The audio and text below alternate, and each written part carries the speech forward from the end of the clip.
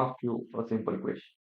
If you have 10 Linux servers and you want to check this usage on all of them, how will you do it?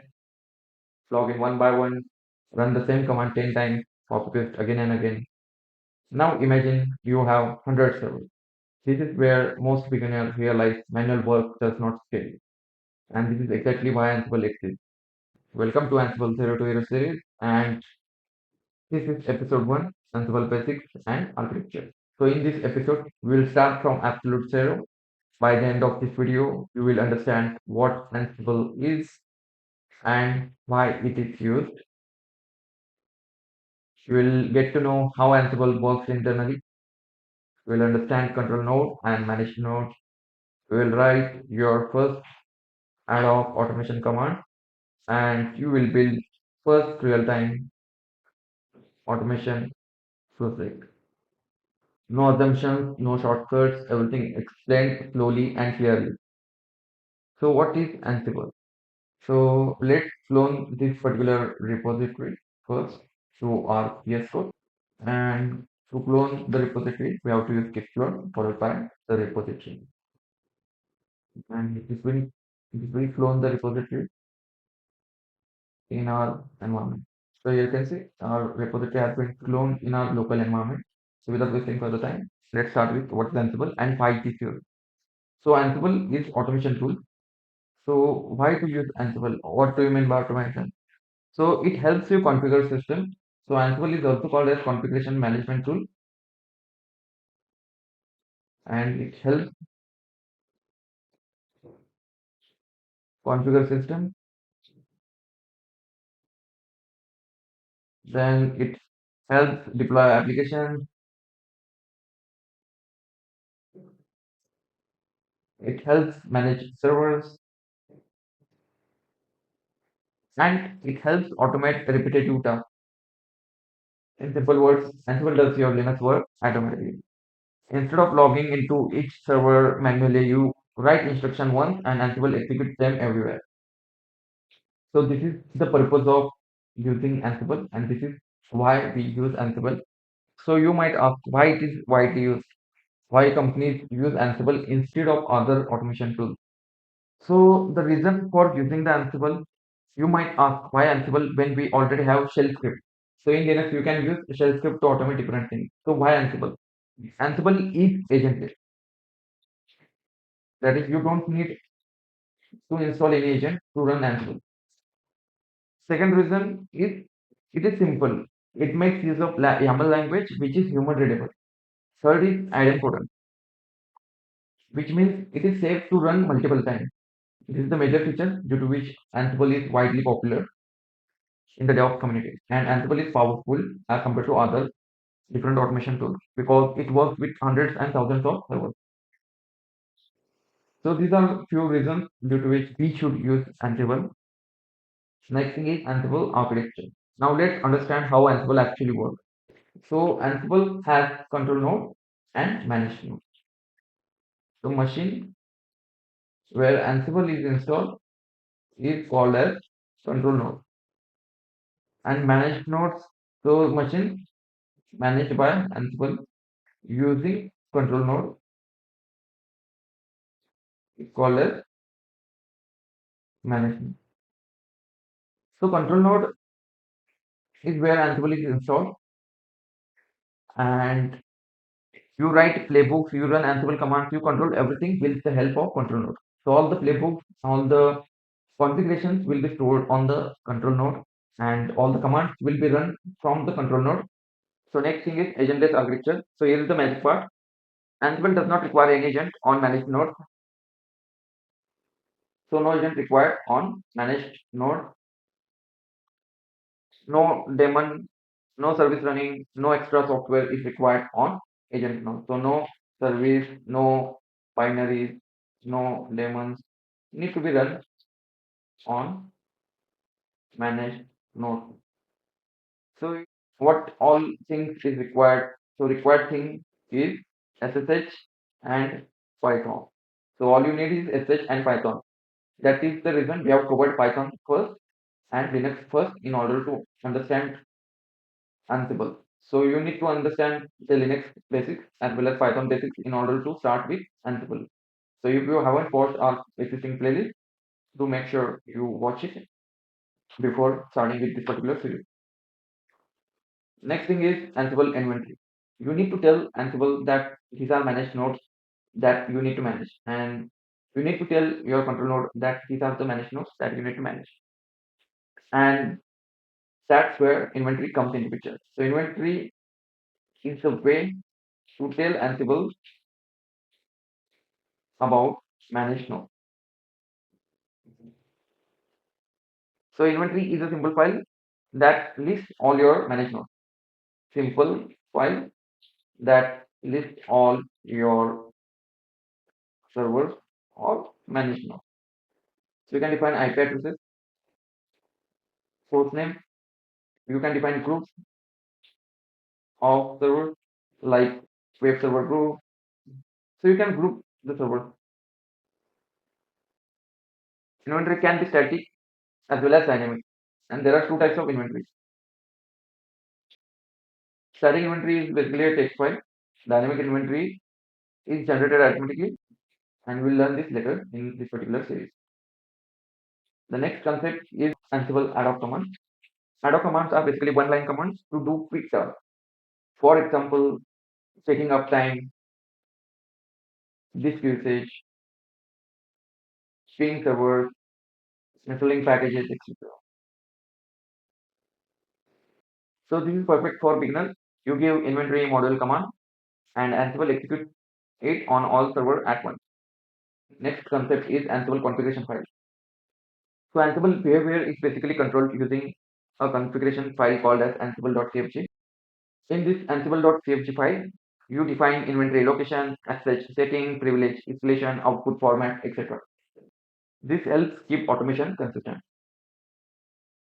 Now comes the most important part of this particular episode, which is project, which is hands-on project. So the project is simple but extremely powerful. We'll use Ansible to validate server connectivity, check OS details, check uptime, and check disk usage, and we'll do this on multiple server at once. So the next thing that we are going to cover in this particular video is Ansible setup for our complete series. And first thing that we will do is we will create a background file. So this is the background file that we have prepared. And with the help of this background file, we'll be creating one control node and we'll create three managed nodes named as web1, web2, and db1. So the name of that control node will be control and managed nodes will be web1, web2, and db1. This is the background file. And here you can see we have prepared a dedicated control node with 1 GB of memory, and we have created three managed nodes with memory of 512 MB, and we have assigned these IPs to our respective managed node, and this is the IP of our control node. We need to simply create a background file here. So you can simply copy this background file and create it inside your respective project named as background file and paste all this content inside this background file.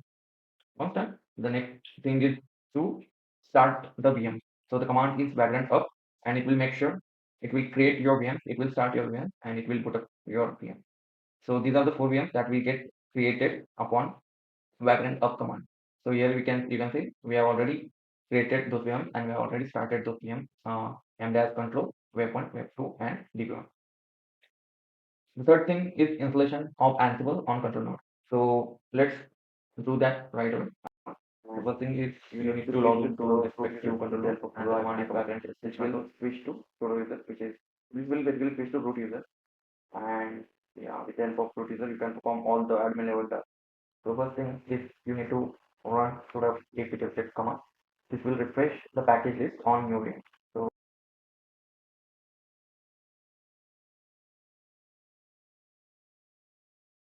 the next command is to install Ansible, and we'll use this command in order to install Ansible. Yeah, let's click the Ansible 2,000 version. years later. And you can see Ansible is installed with 2.10.8 version on this particular VM, and we have Python version installed with 3.10.12. So the next task is create Ansible inventory on control node. So let's run this command. We'll create the Ansible lab directory and we'll switch to that directory using cd command. vi inventory dot ini will create a inventory, and inside this inventory we'll pass all the uh, VMs that we have created so far. So we have created web 1, web 2, and DB1 VM. And here you can see we have created web 1, web 2, and DB1 VM. So let's just copy this code name and paste it inside this inventory file. And here you can see we have created two groups, web group and DB group. Inside web group we have web 1 and web 2 host, and inside DB we have DB1 host.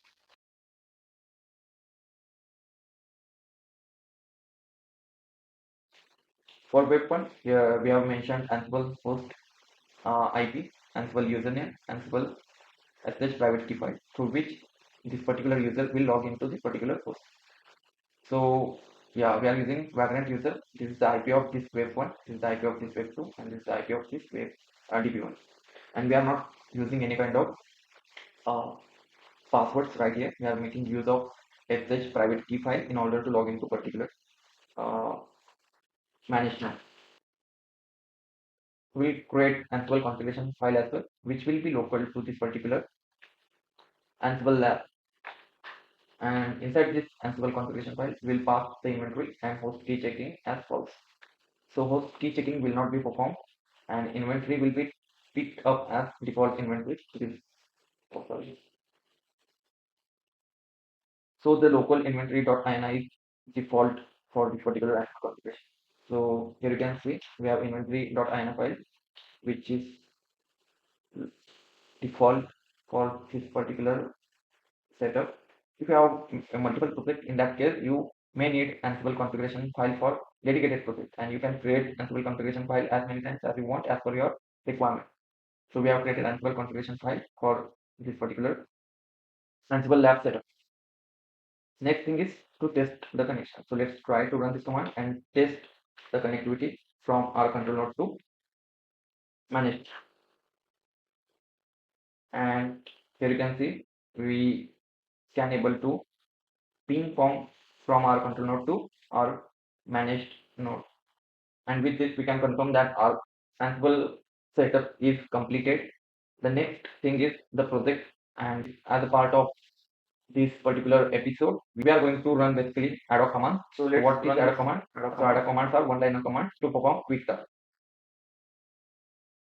And with this command, here you can see we have printed the OS information for all the managed VMs. So this is the OS configuration for web 1, and here you can see where the OS used for web 1 is Ubuntu 22.04 JME version, and we are using Debian like operating system. And yeah, similar kind of like configuration is seen across all the VMs because we are using Ubuntu VMs for all the VMs.